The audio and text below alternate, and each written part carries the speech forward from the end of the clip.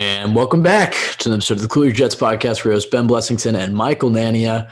Michael, last week of the season, and while this game certainly means a lot more to the Buffalo Bills, feels like a really good opportunity for this young Jets team to make a statement to close out their season.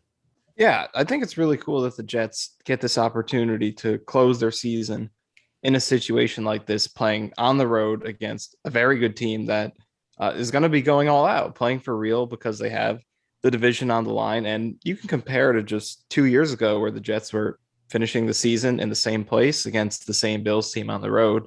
And the Bills had nothing to play for, so they just played their backups the whole game.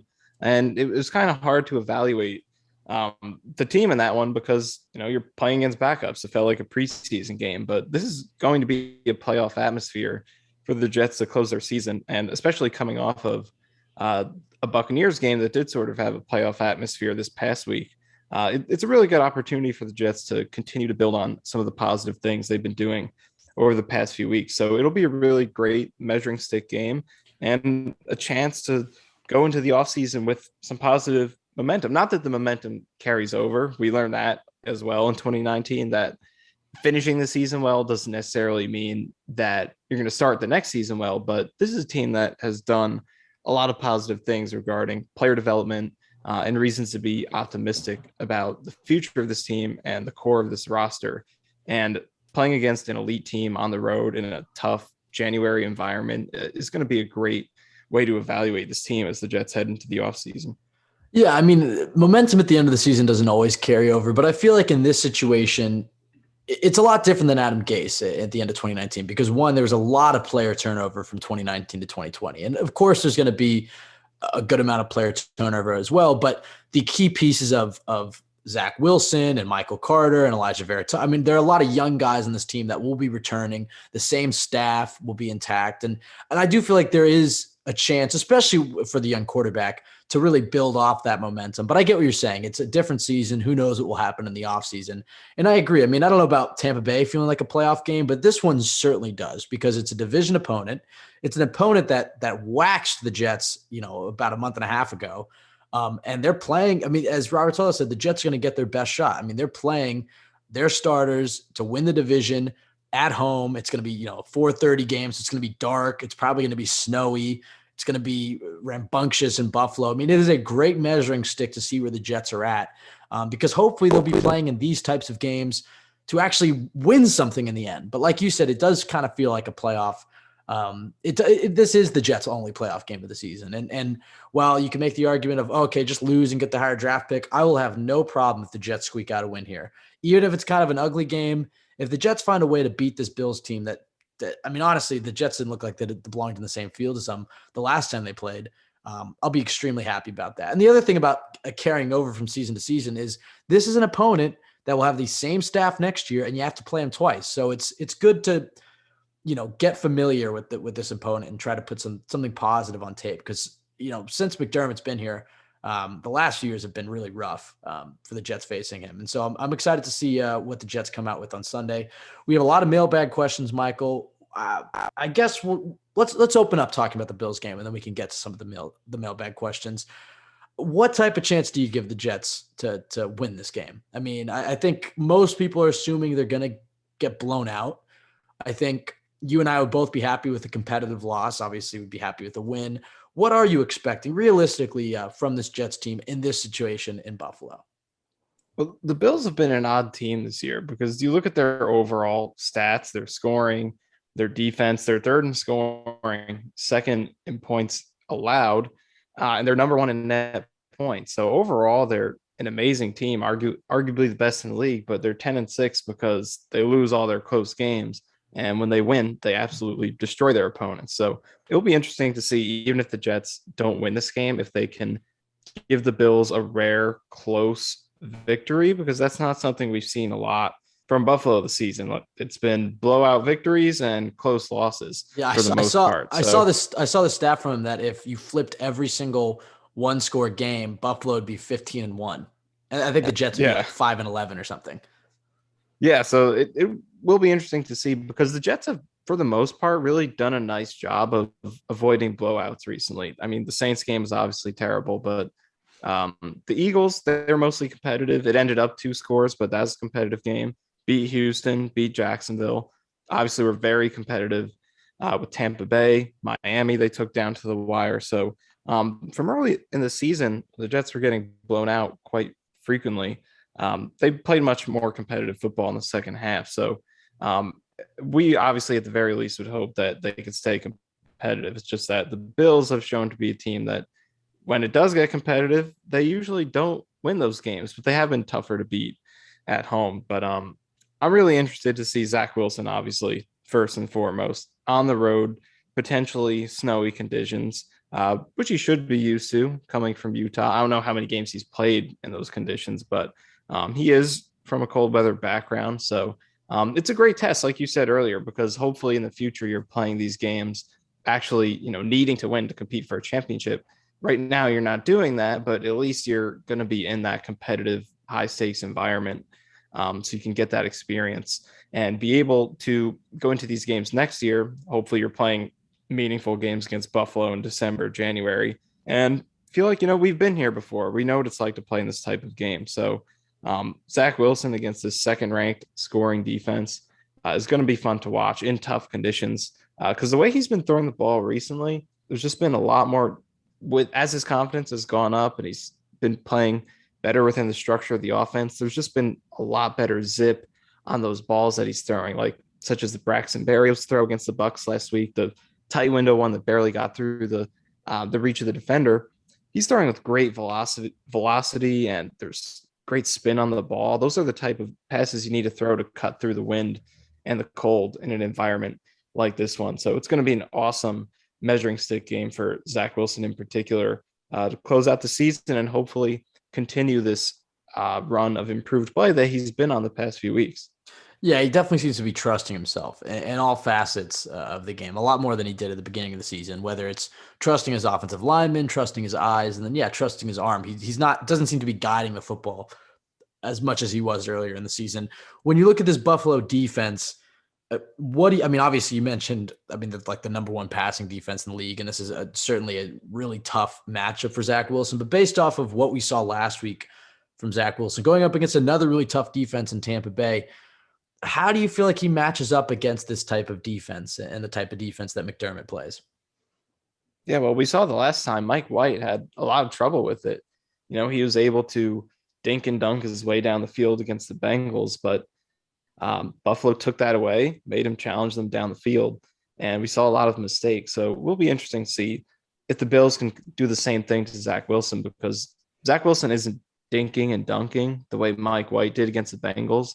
He's actually not throwing very many checkdowns at all. It's just mostly been that on schedule short stuff, the slants, quick outs, comebacks, things like that. So the Bills showed last time they could do a great job of taking away what Mike White was doing well. So I think now they'll take a look at what Zach Wilson's done well the past few weeks, that quick, short to intermediate game, take that away and force him to beat them with that deep ball, especially with these receivers who are not separating well in the deep game since Elijah Moore, Corey Davis went out, which is why it would be big to have Elijah Moore back, have a true separator.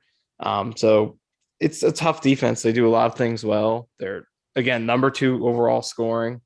The run game is something that the Bills aren't great at. Their defense is predicated on their passing defense, but the run game, they're pretty average there. So if the Jets, especially in this weather, can run the ball well, as they have been the past few weeks, and put Zach in some of those favorable down and distance situations, that should help him get that quick game going. So the Bills can't entirely take that away. If you can get into 3rd and 4, 3rd and 5, that's when he can operate the way he has been the past few weeks, hit those quick throws and, methodically march them down the field, keep Josh Allen off the field. So it's a tough matchup for anybody. But the way Wilson's been playing the last few weeks, how dialed in he's been in this offense, just making the right reads, both pre and post snap, knowing what he's seeing and being confident, just letting the ball rip. It's been fun to watch. So if he did it against the Todd Bowles defense last week, and if he could do it a second consecutive week against another potential Super Bowl defense, it would definitely be something for us to feel really good about as fans going into the offseason, but for him as well, to be able to go into the offseason with your last 2 games having played that well, which is why winning would have been great for him from a confidence standpoint against the Bucks. But either way, for him to go into the offseason playing that well against these 2 opponents would be a major confidence booster for him to carry throughout the entirety of the calendar year prior to coming back next regular season. So it would be huge for him to he doesn't even have to play great, but just for him to play good, competent football, continuing to protect it, making the throws he should make within reason, considering the weather, would be awesome for him. Yeah, and then on the flip side of things, I mean, obviously Buffalo scored 45 points in the Jets in their first meeting, and I was listening to Jeff Ulbricht's press conference, and this didn't really get a lot of buzz, but when I was listening to it, he mentioned how you kind of sticks with you when a team is up by a lot and they keep throwing deep on you. So he's clearly motivated for this defense to show up. The Jets defense has played better in recent weeks, but this is a Bills team that had 200-yard receivers against them. They ran all over the place. Josh Allen had damn near 400 yards passing. I mean, this Bills offense is no joke, and as good as their defense is, it might be their offense that ultimately wins them a championship if they do end up going that far. How do you feel like this Jets defense, the way that they've been playing in recent weeks, matches up against Buffalo? And then obviously you and I were looking at some of the trends against Buffalo's offense, and that could bode well in favor of the Jets. Well, it's interesting because the Bills game is what spurred the Jets to kind of make some big changes on defense. There was so much criticism that game. Why aren't you traveling Bryce Hall, Stephon Diggs? He's beating up on Eccles, Guidry, all these other corners. And the Jets and Ulbrich did make that change after the game. Since then, Bryce Hall has been traveling more, including that game and all games prior. Bryce Hall never, not for a single snap, moved off the left side of the defense. But since then, he's been doing it about 20% of the time. So there have been those rare instances where he's been moving around. So the Jets did react to that game. And look, they're still not a good defense, and the schedule did soften up after that, but they've been more competent since that game. That Bills game was the third 45-point game they allowed in 4 weeks. But since then, the worst they've given up is 33. They've given up 24 or less in 3 games. So it's not great, but it's definitely better than they were at that point of the season. But like you and I were looking at, it's when the Bills have played their worst games offensively, the Steelers in their first game, the Jags later held them to 6 points. They had a game against the Colts where they got blown out. It was cover one man that teams are playing the most against them more frequently than any other opponent. And those through that point of the season, through week 10 or week 11, when they played the Colts, the 3 highest games in which teams played cover one man against them were the Steelers, Jags, and Colts games, in which the Bills lost all 3 and scored 16 points or less in all 3 games. So that sort of seems to be the formula for stopping them, because, they do have Stephon Diggs, but other than that, Cole Beasley, nice player, Gabriel Davis, nice player, but maybe this sort of reveals that you shouldn't fear them that much, and you play single high, you man up underneath, and force those receivers to beat you. Maybe they're not as effective at doing that as it might seem that you'd think they would be. So that's just one interesting trend that you and I saw sort of researching this before we started recording. But it's definitely going to be a great challenge for Bryce Hall. Another one to close the season. He's played so many great receivers this season, and we've gotten to learn a lot about him playing against guys like Jamar Chase, Antonio Brown this past week, DJ Moore in week 1. So many great players he's played against. And this will be another one for him. And I think, based off what happened in that Bills game and the adjustments that have been made since then, we will see a little bit more traveling for Bryce Hall with Stephon Diggs. So very interested. Obviously, of course, the main thing is the key guys who are going to be around Bryce Hall, even CJ Mosley, because he's not a young player, but he's going to be here. So you want to see him play well. Jason Pinnock continuing to get reps at safety. Brandon Eccles has been building momentum. So great challenge for the young pieces who have a chance to be a part of the future. Yeah, the interesting thing that it just came to when you were talking about Bryce Hall is people have talked a lot about George Fant's season. Obviously, there was an article this week on Jets X Factor that kind of pointed out that Fant has had somewhat of an easy schedule. That can't be said for Right. Bryce Hall. I mean, that is one thing to take note of, is that, while Fant, you can use the argument, well, who has he really gone up against? You point out Bryce Hall has faced some of the best receivers in the game. And look, while he's certainly had some struggles, I think he's at least proven that he is at least a cornerback number 2. And going into year 3, he has a potential to become a cornerback number 1 in this league. And so that's certainly encouraging in its own right. I wish that Bryce Huff was playing, because I think getting the pressure with that 4-man pass rush is just so huge for this defense, and obviously so huge against Buffalo, to not allow Josh Allen to have all day back there and to be able to escape and get rushing yards, forcing Shaq Lawson. Yeah, I guess I think he played for the former Bills, so I guess there's a revenge game there. Isn't as effective as Bryce Huff. I mean, I know they activated Jabari Zuniga, so maybe he gets some reps. But look, I'll be honest, the Jets should get blown out in this game. I mean, they really have no business beating the Buffalo Bills. But in the off, and you could say that for the Tampa Bay game as well, I guess, except they were home for that game. But the Jets had no business hanging with Tampa Bay. Honestly, they should have won the game. But going into that, they really should have gotten blown out. And they came out and they played their best 58 minutes of football and should have taken down the defending champs. And so I'm feeling really good about how this team has looked the last 2 weeks.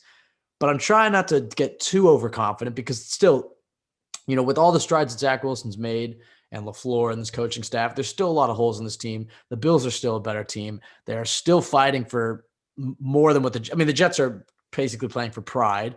So the Jets have no business winning this game. But Michael, how do you feel a few days out? Do you think the Jets actually have a chance to really stick with Buffalo here, or are you expecting the predictable blowout loss?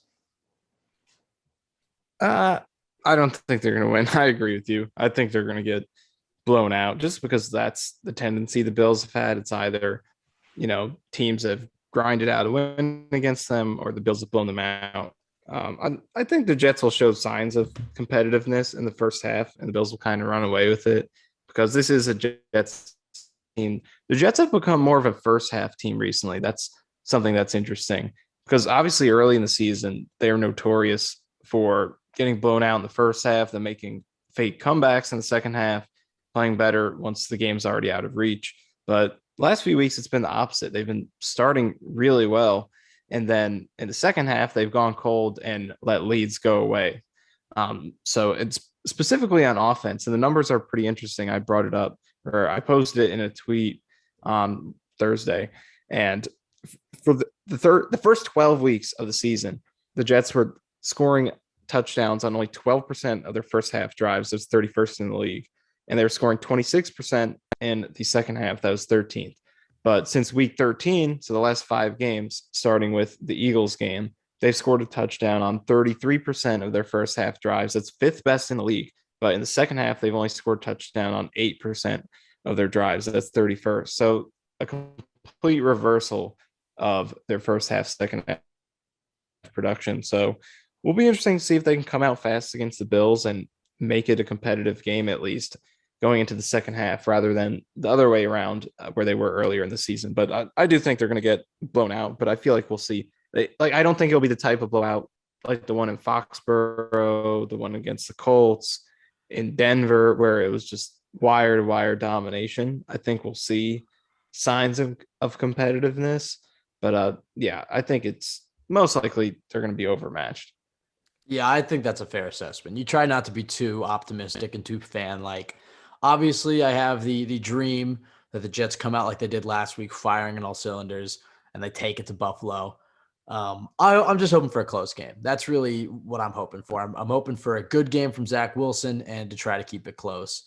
But we'll see. I also think that they might be able to hang with them in the first half, but maybe they'll get that end of the first half touchdown, beginning of the second half touchdown, and kind of start to walk away with it. That's at least the prediction. But hey, going into Tampa Bay, we might have said the same thing, and so you can never predict any given Sunday.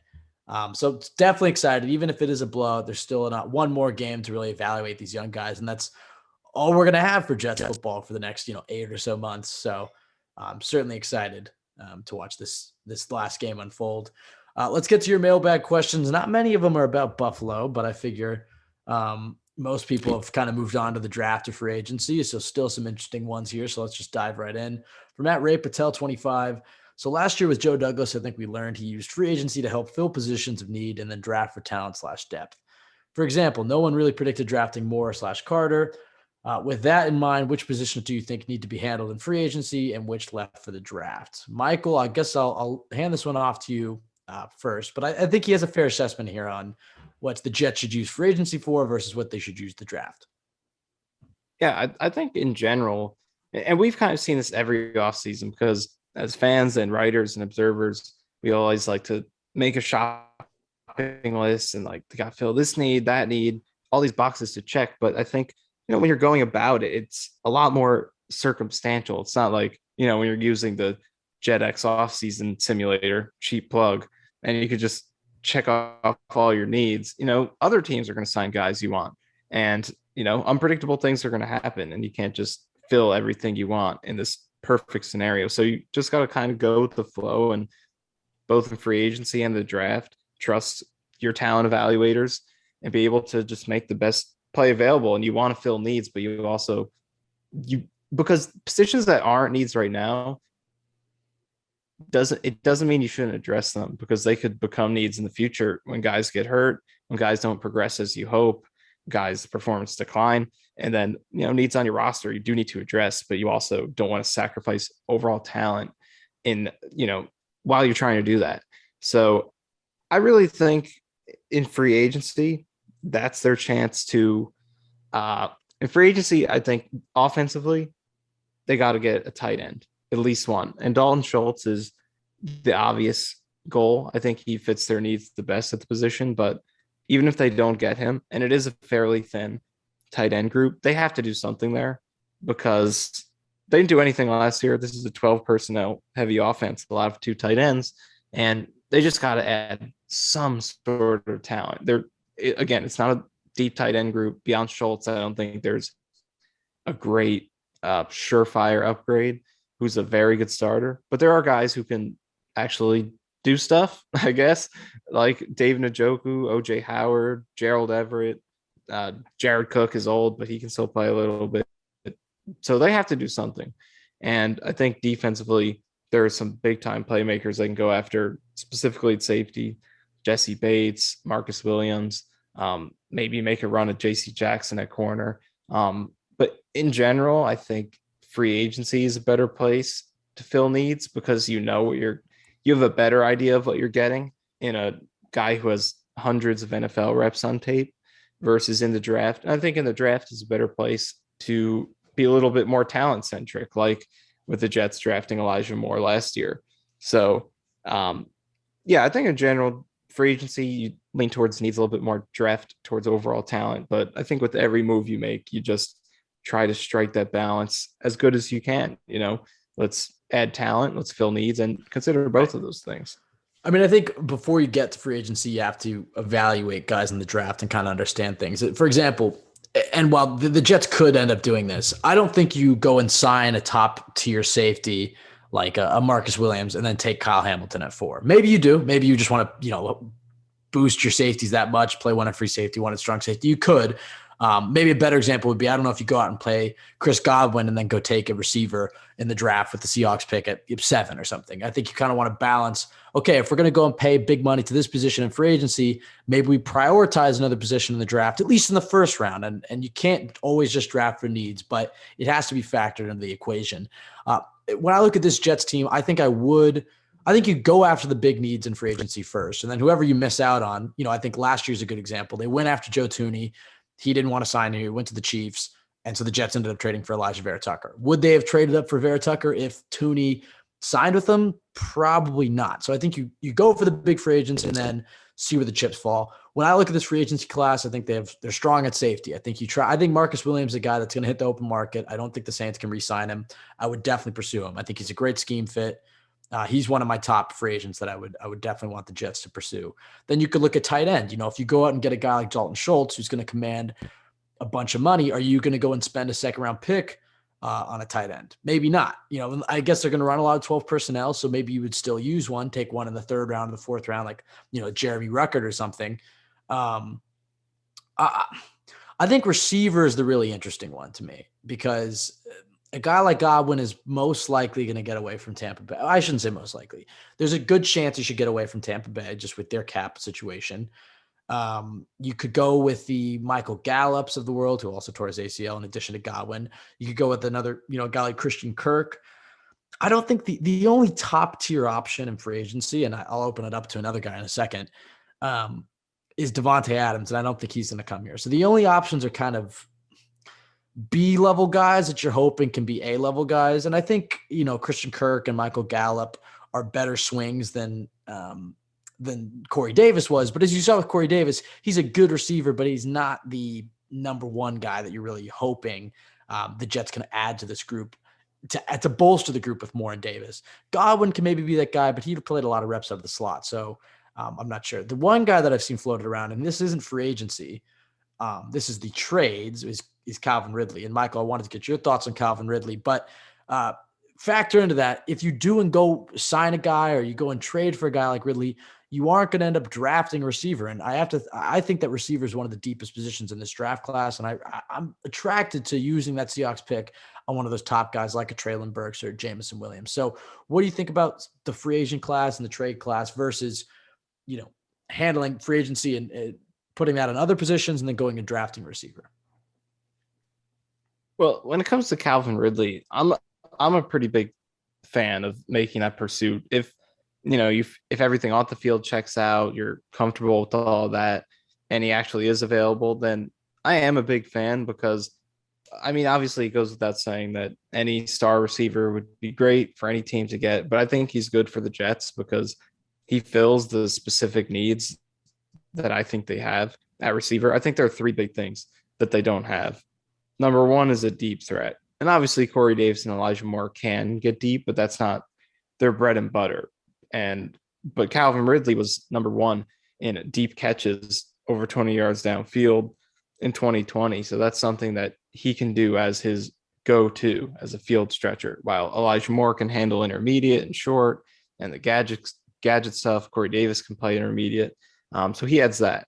He's also good at beating man coverage. The Jets struggled with that. Elijah Moore was their only receiver who was above average at yards per route run against man coverage. And Calvin Ridley was top 10 in that in 2020. And red zone is another thing they struggle with. Elijah Moore had 4 red zone touchdowns this year, but other than him, no one else had more than 2 on the team. Calvin Ridley was 4th or 7th best. I believe 7th. He was top 10 with 17 red zone touchdowns from 2018 to 20. So he checks a lot of the boxes. I think that's the biggest thing. He's not redundant. He's not overlapping. He adds the dimensions that they don't have. So I think he's a really good fit if they can somehow get him. In terms of the price, I guess a second and a third, or a second and a fourth, hopefully can get some combination like that somewhere around where I'd be. And obviously you'd have to extend him too, but I'd be a big fan of getting Calvin Ridley. And there are a lot of different ways for them to go at receiver. There are big names in free agency and the trade market like Ridley, and it looks like a good crop of receivers in the draft too. So either way, though, I think they definitely need to make one big addition there because you just want to help your quarterback out as much as possible. Right. They have 2 surefire starting receivers, so there's still plenty of room for another one. I kind of disagree with you on Calvin Ridley, and not that I would be necessarily opposed to trading for him. I just think there's a lot more question marks than you're giving credit to. First of all, he's 27, and so he's an old rookie. And not that 27 is the oldest, player in the book. I think most free agents that you're going to sign are going to be around 25, 26. But he's 27. You're going to have to trade assets for him, and then you're going to have to pay him. So it's a double whammy. If you sign a guy in free agency, you get to keep your picks. If you draft a guy, you don't have to pay him for another 4 or 5 years. So I don't love that. And then I think there is the question of what happened this season. The fact that after that Jets game, he didn't return to the team. And, it seems like he was going through some things, but there is going to be those questions of, does this guy really love football? And whether that's fair or not, that question does exist. And he may be able to answer that. You and I both don't know Calvin Ridley. He may very well love football, but when you listen to Robert Saleh in his press conference this week, and I kind of took it as not necessarily a shot to Denzel Mims or even a Mekhi Becton, but he was talking about Braxton Berrios and how he said that, there are super talented guys that they've seen who they just don't love football. And then you'll get guys like Braxton Berrios who, and he didn't put it like this, but essentially saying, look, Braxton's not the biggest guy or the fastest guy or the strongest guy, but he loves football. He puts in the work. And those are the type of guys that the Jets want in their building. So I'm not saying that Calvin Ridley falls into one category or the other, but that's certainly a question mark. And so when you factor all those things together, I'm not necessarily banging down that door. I'm certainly would sniff around the trade market, see what the price is. But for a guy like Ridley, he may be able to fetch a late one. Certainly he's not getting one of the Jets' first round picks, but I don't know how I feel about sacrificing valuable assets for him, especially when it's like, I feel like there's a great receiver market in the free agency and in the draft. The Jets want to get a young guy that can develop with Zach Wilson. And I also think that the biggest thing the Jets are missing, yes, they're missing that deep threat, but part of the reason I like Treylon Burks is because, and I like Jameson Williams too, because he's going to bring in the deep threat. But the more I've thought about it, I think the thing that Zach really needs out of this receiver room is somebody who can come down with those jump balls. Honestly, the guy Denzel Mims is supposed to be. When you watch Zach Wilson in college, he won throwing to guys like Dax Milne who could bring down those jump balls. And I think this is something he's going to work on over the offseason. But when you watch him this season,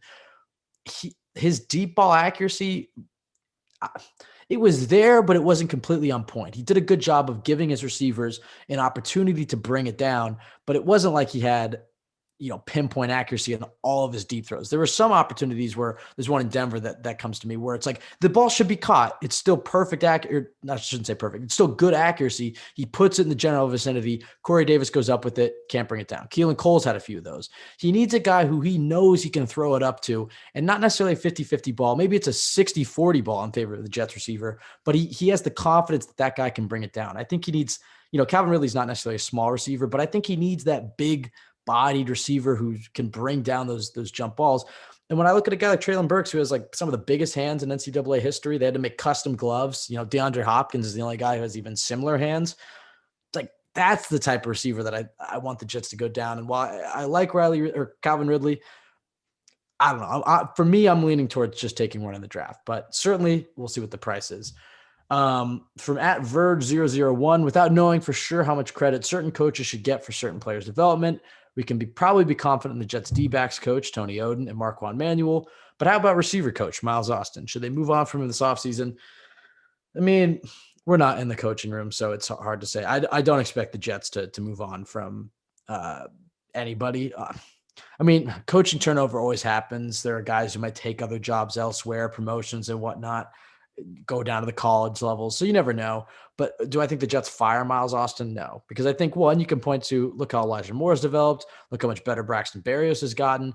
I think the big sore is Denzel Mims, like what happened there, but can that really be fully blamed to Miles Austin? Only the Jets really know. I think for Austin, he's, a first time coach in the sense of running his own room. I don't think Saleh's the type of guy that's going to pull it after 1 year. I think he's going to give him a second year and try to keep building that continuity. Michael, anything you want to add there before we move on? Yeah, I think it's just really hard for us on the outside to evaluate assistant coaches. It's hard enough to do it for a head coach, but assistant coaches, we really have no clue what their impact is. And it kind of goes both ways. Even if a player does develop, what if the coach isn't actually that great at coaching? The player is just really talented. We don't know. So only the guys and, only the decision makers in the building actually know how good of a job the coaches are doing. Do they relate with the players? Do they relay information and provide good tactical and fundamental advice? Only the coaches in the building know that. And I think the only legitimate reason you'd move on from a coach is if there's that lack of chemistry and camaraderie and respect for the coach from the players. And we don't know that, regardless of how well the players are performing. It's not always a direct indication of how well the coach is coaching. So it is really tough for us on the outside to know how the assistant coaches are doing. And now this is a question I've thought about a lot. From @Healy1, prediction for what the Jets O-line will/should look like in 2022. I think this is a really interesting question because I think earlier in the season, the answer to this question would have been a hell of a lot different. It would have been cut McGovern, draft Linderbaum or sign a legit center. Obviously move on from Greg Van Roten, George Fant's terrible, whatever it is. And now we're looking at it where it's like, hell, should we move Mekhi Becton to right tackle? Do we keep George Fant at left tackle? McGovern wasn't that bad this year. Do you bring him back? LDT has been a season saver for the offensive line.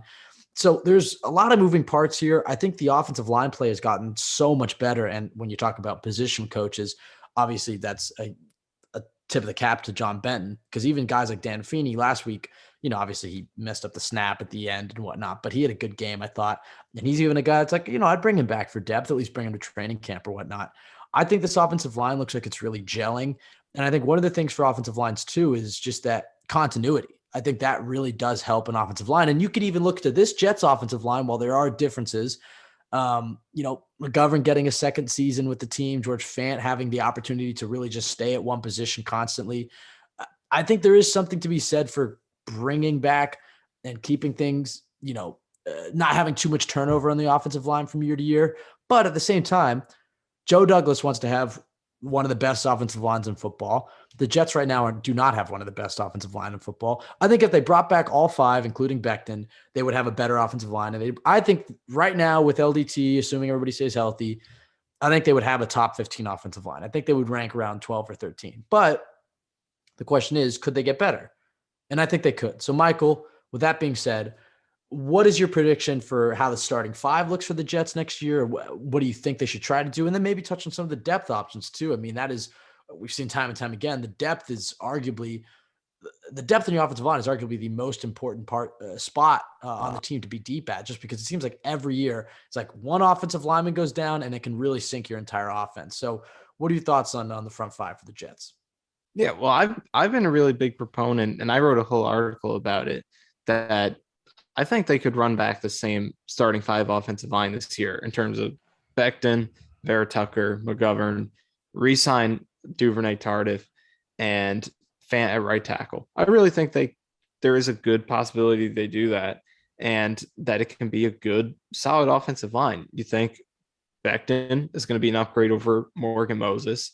Fant moving over to right tackle, upgrade over Morgan Moses. Becton at left tackle, big run blocking upgrade over Fant. And hopefully Becton does develop into the great left tackle we know he can be. Vera Tucker should improve in his second year. And then LDT, a full season of him at right guard, is an upgrade over Greg Van Roten. So I think there really is a possibility it can happen when you consider that it's not an amazing market for centers. There are a few good ones, but those guys are going to cost a lot. Are they that much better than McGovern, Brian Allen? Ryan Jensen is a great option, but is he really going to leave Tampa Bay? And he's also into his 30s. And then in the draft, I think they should grab Linderbaum, the Seahawks pick, if they see him as a value, if he's still there. But other than that, it might be hard to upgrade over center. And in terms of re-signing LDT. Oh, wait, hold on. Go ahead. You think the Jets should take Linderbaum with the Seahawks pick? Is that what you're suggesting? I do think I just want so. to make sure I'm right. Do you disagree? Well, it seems like that was kind of you were advocating to take him at 7. I think, I like Linderbaum. I think he's more of an option if they trade down from that pick, because I think he's going to last for a little bit. I think you're also forgetting if they're going to take an offensive lineman. I guess I wouldn't necessarily, and I still have to research him more, but I wouldn't necessarily advocate for it. But I think it can be an option for them if they see him as worthy of that pick. Yeah, as much as I like Linderbaum, I also, if you're going to consider an interior offensive lineman, I think Kenyon Green should get plenty. Obviously, I know you haven't done too much draft digging yet. Kenyon Green's another guy who I think should get a look at if you're thinking offensive lineman. I think they only go interior offensive lineman if they trade down with the Seahawks pick. But if you're just saying, look, don't rule it out, as some have already done, I agree with that. But I think at 7, I think you can do better than Linderbaum, even though I really like Tyler Linderbaum. I think he's a great player just from positional value. I did cut you off there, as I know you wanted to finish what you were saying, and then I'll jump in here. Yeah, so just overall, I think there's a good chance that they come back, and I think it can be a good unit. We've seen how solid they've been just by replacing Van Roten with LDT. So I think all these guys are good scheme fits. They have experience together. You have young guys who are hopefully going to get better and back to an AVT. So I like this core they have this offensive line, but in terms of depth, it's going to be hard to get Morgan Moses back. I feel like he'll probably find a place where he can start because he's better than some starting tackles in the league. But it's something they'll have to focus on. They'll have to make sure that they spend up to get a nice, solid swing tackle, a nice, solid backup center. I mean, Dan Feeney is not a good starter, but the production he's given them as a backup center and guard, I think, is about as much as you could hope for. So they could look to bring him back, but got to prioritize that O-line depth for sure. Yeah, I think the swing tackle is a really important spot you bring up, just with Becton's injury history and then the uncertainty about Fant. I think there is a chance to bring back Morgan Moses, because it's not like he had an elite season. He is a little bit older. I think there are teams that might try to pay him, but look, I mean, the Jets could give him a sizable 1 year or 2 year, $8 million a year contract, something that's a little higher than you might expect, just to lock down that swing tackle role. And I think it should be noted that the way Morgan Moses was talking in his press conferences last week sounded like a guy who might be returning, just the way he was talking about the future of this team and whatnot. But you never know with those guys. Once the money gets involved, and you never know what the Jets necessarily want to do, they could always draft somebody for that role, go for somebody maybe a little bit more athletic. But I agree with you. I think you bring back Morgan Moses. I think your tackle trio of Becton, Fant, and Moses works. I think Becton is one of those guys where, I do think there is a plausible scenario where he is your starting right tackle and Fant's your starting left tackle, but I think you have to open up with Fant at right tackle and Becton at left tackle. Because one, Fant has shown the ability to switch from right tackle to left tackle, honestly, in the middle of a season and pick up. So I don't think you have to worry much about Fant. If it's not going well for Becton and you think you want to make the switch, I don't think you have to worry about Fant going from right tackle to left tackle. He's made that transition seamlessly. You could worry about Becton, and maybe you give him some reps in the offseason at right tackle, but he just seems like one of those guys where I don't think you want to mess with his head or his confidence. It all comes down to what type of shape he comes into training camp in. I think OTAs, he's your left tackle and whatnot, but if he comes in the best, the shape of his life, extremely motivated, you give him that left tackle spot. Maybe you still give him some reps at right tackle, but you don't want to mess with his head or his confidence. He just seems like, as a young player, you don't necessarily want to do that. If it seems like there's still some concerns or he's struggling in training camp, then maybe you start to feed him more right tackle reps and start to switch him back and forth. That's what training camp is for. As far as the interior that goes, obviously AVT at left guard. I think you definitely bring back LDT. I would explore maybe an upgraded center. I like McGovern. I don't hate him as much. Question for you. What is your LDT contract? I mean, it's more than I would give Morgan Moses. I would pay LDT as a starter. I think I agree. Yeah. I think he's a 2-year contract, and I'd have to look at the actual financials of it. But I think a healthy contract. I'm not saying you're going to blow him out of the water here, but I think it's a healthy contract. I mean, you explore the Brandon Scherfs of the world. You go and explore that market. But I think LDT has proven he fits the scheme. He was durable this season. He seems like a good scheme fit. You bring him back. I think the position I would maybe look to upgrade at would be center. I think you talk to some of those free agent centers, you sniff around maybe in the draft. But I think in 2022, likely it's going to be the starting five of last year featuring Becton. I think your likely week 1 opening lineup is Becton, Vera Tucker, McGovern, LDT, and George Fant. I realized LDT was not there week 1, so not your week 1 of last year. But that's, I think, is probably your opening lineup. I think they go to the draft for depth. I think on day 3 they go and draft a backup tackle and a backup interior offensive lineman and try to build up the pipeline there. But I think they roll with those guys, and then maybe if they hit on one of those late draft picks, that's a guy who can maybe replace a McGovern or replace an LDT or a Fan or whatever. But I don't know if there's really anybody that I just don't see the upgrade there that I saw last year or even at the beginning of the season. But it's a fascinating question, and I am curious to see how they address that throughout the draft and the offseason.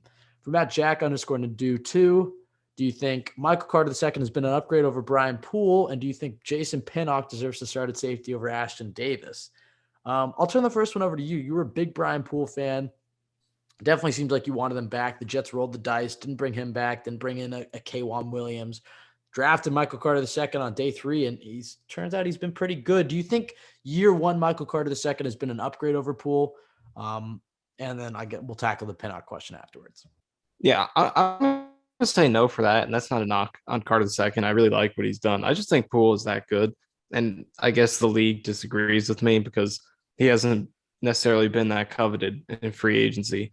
But Brian Poole rarely made mistakes or stood out. And Carter II had a great first half of the season, but second half, he has been picked on a little bit more. But, for a day 3 pick starting the entire season in one of the most difficult positions in the sport. He's held up very nicely, and I like his potential going forward. He's a guy who I don't necessarily think has many wow physical traits, but sort of in the mold of Brian Poole, who I also don't think has many, or at least displayed many amazing physical traits. I think what made Poole great is just he played a lot of zone. He knew where to be. He made his tackles, just good fundamentals, not making mistakes.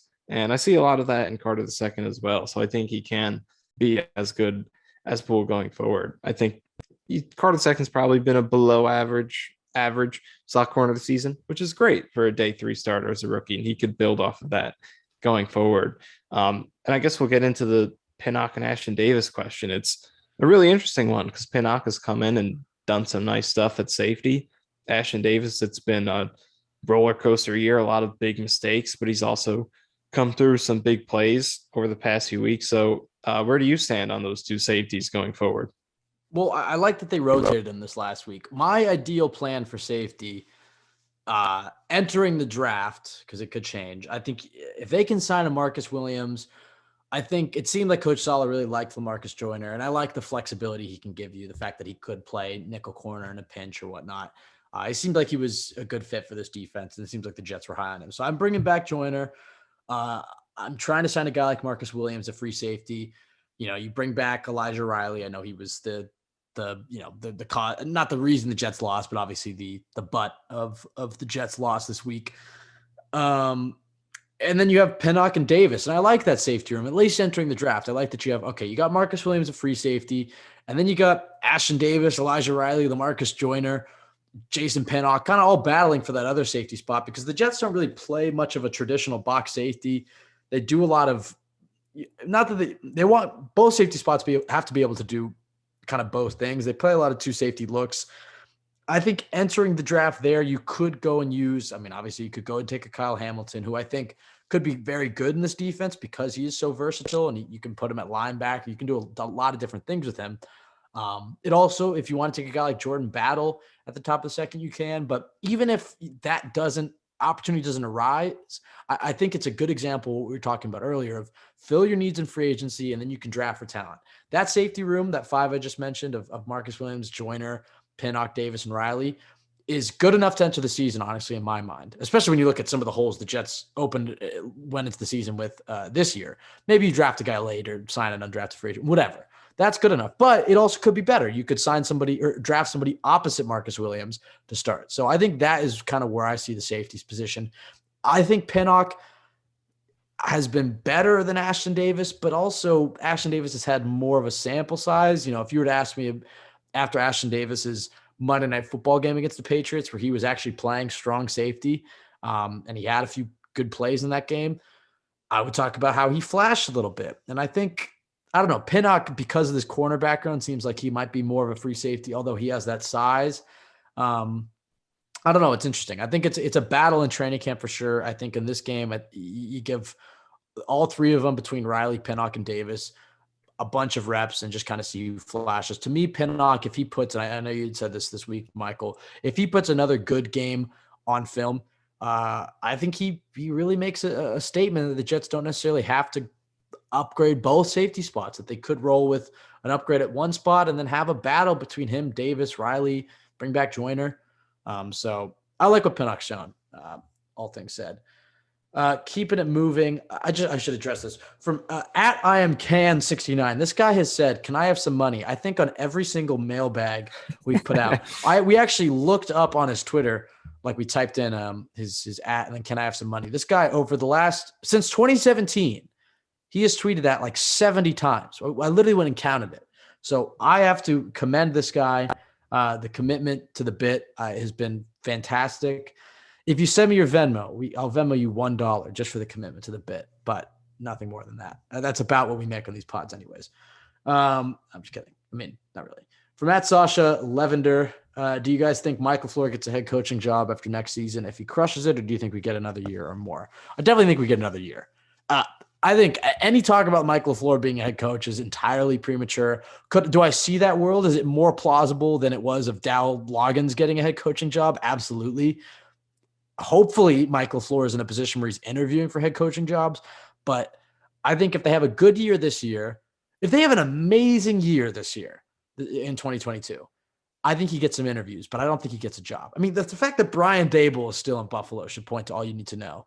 The fact that Leflore was on the field, and I said this a few months ago, was on the field and was struggling and then moved into the booth, and there's a clear difference from when he was on the field versus when he was on the booth.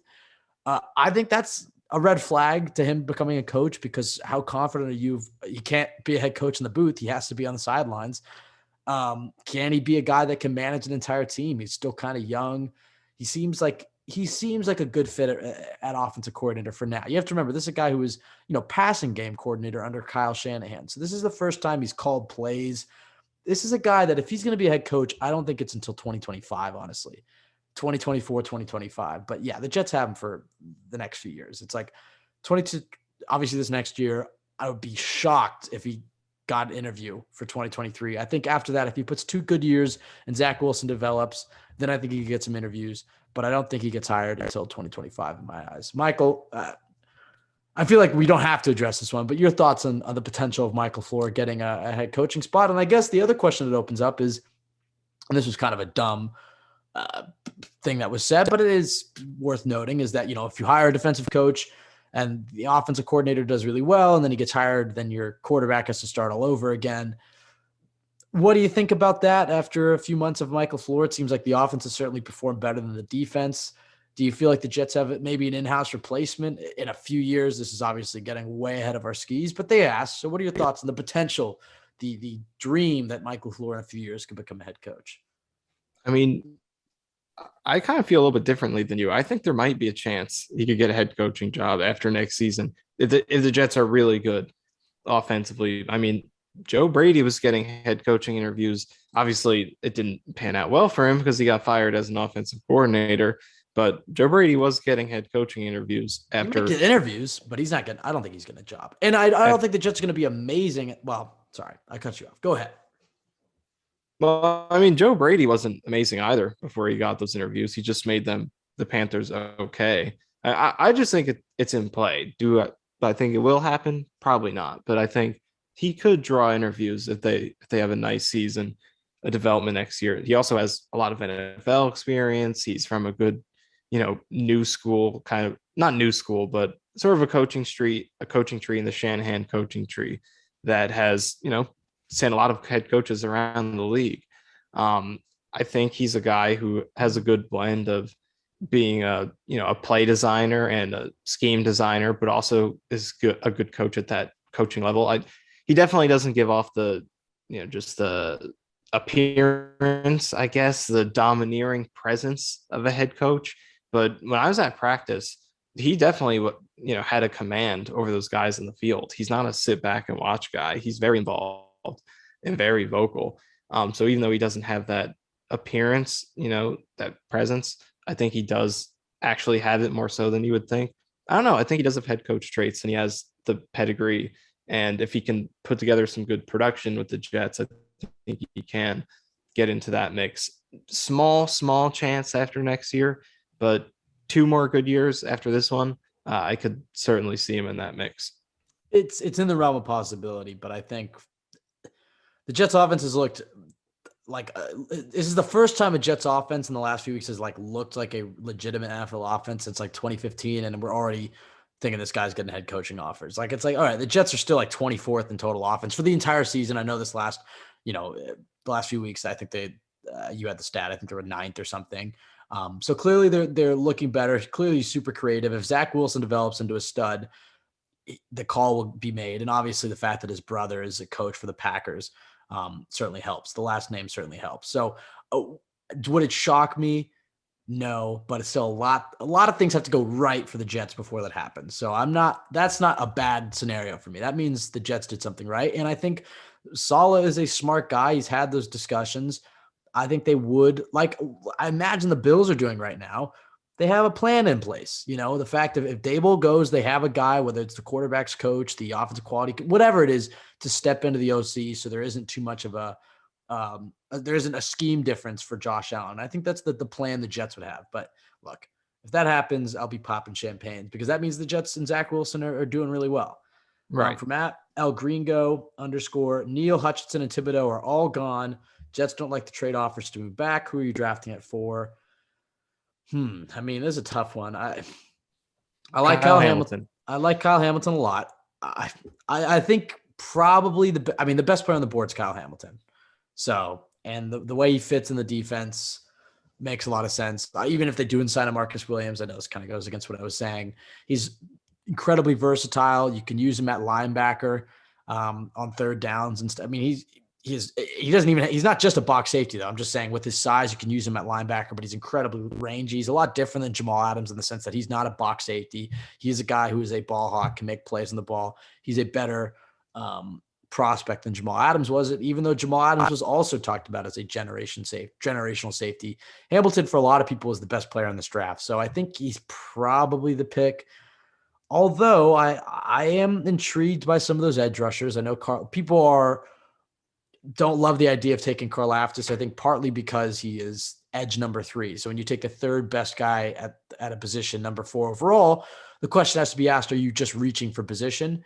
But Karlaftis is a top 5 guy in this draft for a lot of people. He's a top 10 guy for most people. And I think he's a good scheme fit, and I like the player. So I wouldn't necessarily hate Karlaftis as well. And we know the Jets value the trenches a lot more than the back end of a defense. So it wouldn't surprise me, but I think it's probably Kyle Hamilton, but a guy like Karlaftis or even David Ajobo from Michigan wouldn't surprise me as well. Michael, you said Kyle Hamilton. What's your reasoning for this? Yeah, I just think for me, and I put out a tweet about this a while ago that I don't think people really agreed with. I said, I think the focus of this offseason should be 75-25 in favor of defense. And I did correct it. I think that's a little extreme. Maybe 60-40 is better. But either way, I think defenses should be the emphasis. They're just really lacking in top end game changing talent. And I think you look at all the defensive prospects. I keep saying this. I got to research them more. I'm going to research them more beyond just watching 2 minutes of a YouTube highlight video. I'm going to research them. But Kyle Hamilton, I think, is that game-changing type of player. And Derek Stingley could be in that mix with him, but more injury concerns there. I don't really think the Jets are in a great position to take that sort of risk. So I like Kyle Hamilton as that versatile, potential game-changing defensive chess piece. And I'm perfectly okay with taking a safety that high. I don't think safety is this non-premium position. And just look at the Jets this year and how many games they've lost because of safety play. Look at the Panthers game. Marcus Joyner goes out and Sheldrick Redwine and some other guy whose name who escapes me. I don't think is even on the team anymore. Those guys allow like a third of the passing yards and that big touchdown to Robbie Anderson and what turns out to be a 5-point game. Look at this game they just played. Elijah Riley, young, inexperienced safety, gives up the game-winning touchdown. It's an important position and you don't really realize it until you don't have a good one. So I'm totally okay with taking safety that high. I think Kyle Hamilton is a potentially game-changing player up there. Yeah, and he's not.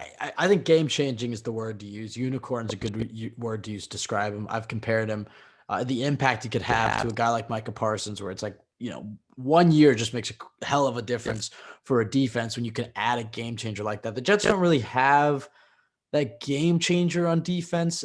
Carl Lawson, I think, can be that guy. Quinnen Williams and CJ Mosley are fantastic Pro Bowl level players. And I think there are times where they can be game changing, but I think Kyle Hamilton's a guy where it's, 2 years into league, 3 years into league, you're talking about him as the best safety in all of football. And he's not just a guy who either can only be in the box or can only play deep. I mean, he's a guy who can be all over the field and force turnovers, something this Jets defense hasn't been able to do. I think a guy like Saleh would have a lot of fun with him. And also we'd stop getting shredded by tight ends every week because he's a guy you can put on tight ends one-on-one. And also one more thing, because I get that there's some Jamal Adams PTSD, but at the same time, like you got like two all pro level seasons from him and then you flipped him for 2 firsts. So it's like right. The pick of Jamal Adams actually worked out for the Jets, even if he's not doing too great in Seattle. Jamal Adams is one of the best picks the Jets have made this decade. I mean, if the Jets nail this draft class and start to turn it around, you can pretty much give Jamal Adams a ton of credit for turning this organization around because of the 2 first-round picks they got for him. So that pick honestly worked out. I would take that again. Maybe not all the drama that came with it, but I think Kyle Hamilton, if he's there, you have to he's probably the guy. Karlaftis, I'm a big Karlaftis fan, but Hamilton's probably the best guy in the draft. All right, last question from NY Sports Guru 2. 3 college players you'd want to add to the Jets this offseason. Any players, any round, just 3 that stick out and would fit. Now, Michael, I know you said you haven't looked into the draft guys too much. You clearly know them. I think the thing is, and you're smart. You do this. I don't do this. It's like you don't know too much about them, so you don't want to go and make a claim about them, and then you dig in deeper, and then you've said the wrong thing. That's happened to me plenty of times. But I don't listen. I don't think like that. I'm just going to say what's on my mind, and I'll certainly apologize and correct it 2 weeks from now. I'll give you 3 right now. Number 1, maybe not number 1, but just out of the 3, Nakobe Dean. I think he's a great fit in this defense. If you watched his game against Michigan, you'll clearly saw him flying around. I just think that he is the type of guy that I could totally see the Jets taking at 7 or in a trade down, because I think he is a bit undersized, so he could fall similar to Jeremiah Owusu-Koramoah. So maybe if they trade down, he's another option. I think there was a time where you thought, okay, maybe late first, maybe they could snag him with their second, but I think he's a guy who, like a Devin White, will go top 15, maybe top 10. So I could see the Jets certainly taking him. I think he's a perfect scheme fit, high IQ player, high character guy, flies around the ball, great in pass coverage. I mean, the epitome of all gas, no break. I think adding an elite linebacker next to CJ Mosley would certainly help this defense out a ton. So he's a guy that really sticks out to me. Treylon Burks, I mean, I think he's exactly the type of receiver the Jets need.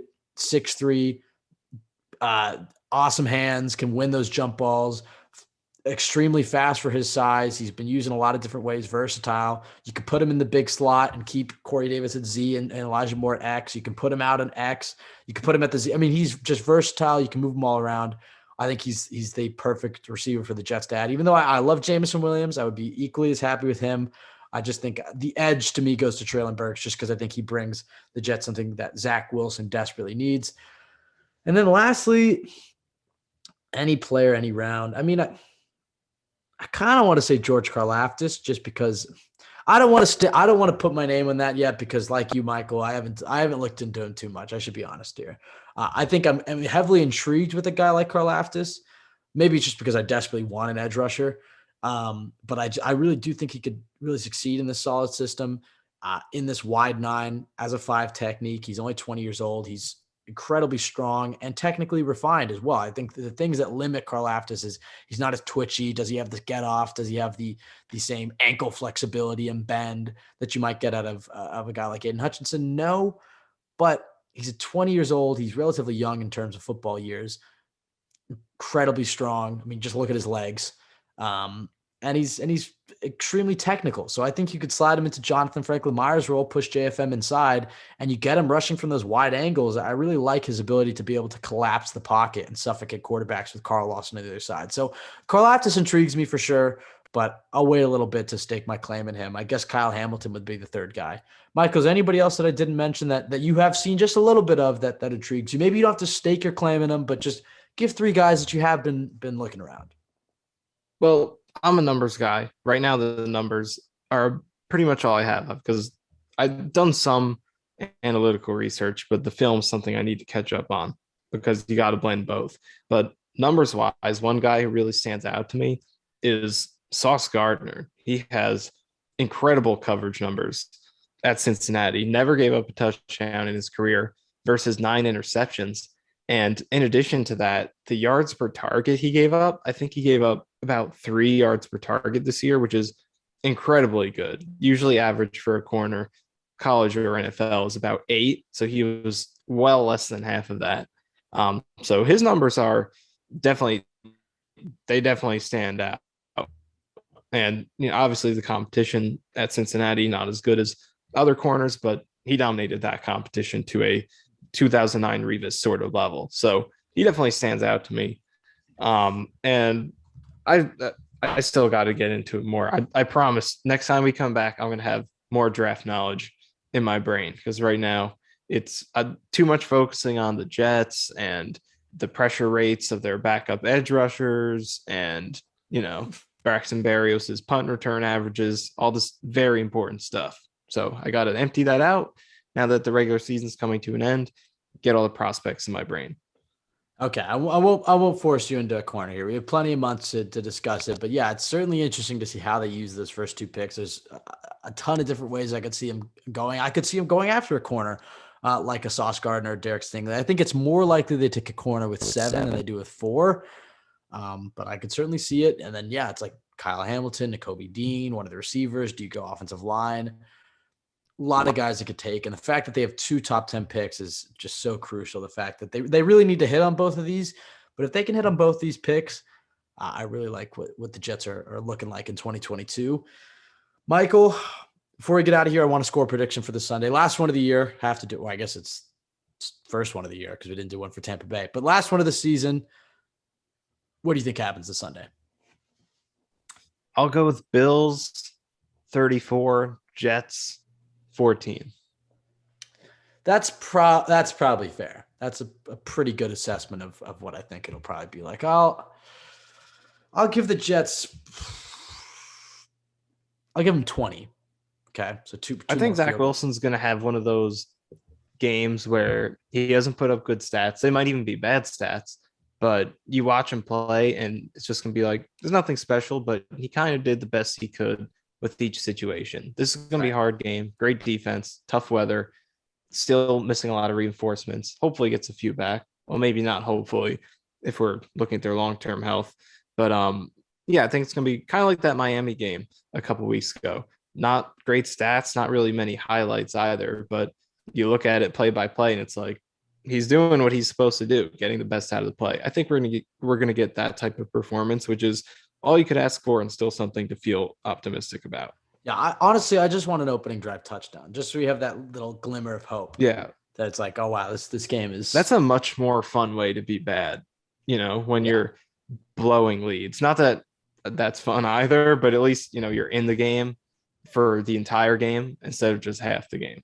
Yeah. Okay. I think I'll knock it down a little bit. I'll go 17, and I think you're right. I think something around 35, 38. I mean, something around the 30s is what Buffalo's going to put up. But I think it'll be a close game for the majority of two quarters, and then the second half, the Bills will kind of just run away with it. That'll do it for us. You can follow us at ZYJ Pod on Twitter, Michael at Michael_Nania, myself, Ben W. Blessington. Go to JetsXFactor.com for the best place to go for Jets content. You can find us on YouTube, JetsXFactor.com. Michael, any last thoughts before we get out of here? Oh yeah, I think you should tell everyone about the minor ear injury that you suffered before we were recording this podcast. Go ahead and tell them. We are recording this Thursday night. And so I was looking at the coverage. We mentioned in the podcast, we were looking at each team's like what type of coverage they play. And then the type of coverage the defense plays against them. So I was looking at Buffalo and the Jets, and we saw, look at the Buffalo has struggled when they played with teams who play a high amount of cover one. Man, that's interesting. We should bring that up. So I'm talking to him, and I think Michael's listening because he's going, and I won't reenact it. He screams so damn loudly. I had to throw my headphones across the room and unplugged from my mic. I didn't put him on for like another 5 minutes. Obviously, he was watching the Knicks game. Didn't care to mention that it had like 1 second left and it was a tie game. So congrats, Michael. My Blazers have not been as fortunate this season, but I'm glad you got to experience a taste of what buzzer beaters are like. As a Blazer fan, I've seen Dame hit plenty of them in my lifetime, so I know what it's like to scream that loudly. Do you want to do an impression of what I sounded like? No. I don't think our listeners need to suffer from that. Just go and look up. Yeah. I think our intro for the podcast used to be Michael records so many things that doesn't get uploaded. He records every time there's like a Jets game. He'll just record his reaction and sometimes he'll share it with me. So I think our theme song for a little bit was the Darnold to Robbie Anderson 92-yard touchdown against the Cowboys. That was just like a glimmer. But if you hear like Zach's deep touchdown to Corey Davis against Tennessee, yeah, Michael, you get up for it. Maybe you can be a cheerleader. I like that. I appreciate that. Yeah, I like that meme of Antonio Brown turning into a Jets cheerleader. So I can Photoshop you right next to him. But yeah, I think at some point, Michael, we can release the maybe on an anniversary of this podcast, we can release a compilation of all your sound bites you've sent me, and then maybe a combination of all the failed intros that I've done for this podcast, because those are also. It would be longer than this podcast episode. Absolutely. I think just for this I think it normally takes us an average of like 15 different intros before we start rolling. We just got to get our feet wet, we're slow starters on this podcast. I guess we'll get out of here. It's been a fun season for this podcast. I mean, I know it wasn't necessarily the most fun on the field, but the last few weeks have been great to watch, and I've thoroughly enjoyed doing the podcast with you as always, Michael.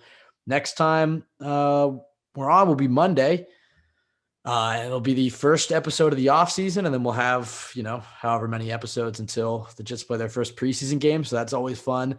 I think this podcast does extremely well in the springtime, talking about the draft and free agency. Maybe we'll have some interviews. So I'm very excited for the next few months of this podcast. Thank you to everybody who's been listening. As I said, we'll be back on Monday. Enjoy the game on Sunday. Enjoy your last taste of Jets football for the next few months. We'll be back on Monday. Enjoy your weekend. Enjoy the game.